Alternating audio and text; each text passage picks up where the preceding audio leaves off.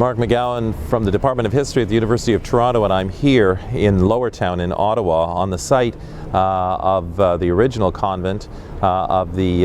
Sœurs de Charité d'Ottawa, a branch of the Grey Sisters that came to Ottawa in the 1840s. But it was on this particular site that Mother Bruyère and the Sisters of Charity here were chiefly responsible for helping Irish famine immigrants, particularly orphan children who had arrived in the city in great numbers in June of 1847.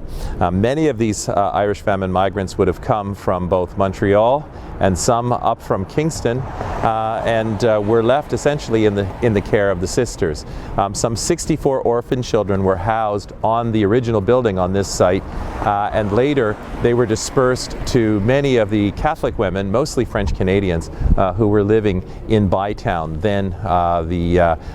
the early name for the city of Ottawa. But it was out of this charitable work that many of the Irish famine victims of typhus, and children who had been orphaned were cared for and then integrated into the local community. Some who were healthy moved on, but it really is the great legacy of the religious orders of the Catholic Church, and in this particular case, the Sisters of Charity of Ottawa, that make the famine story a story of courage by locals assisting in the time of greatest need for new Canadians.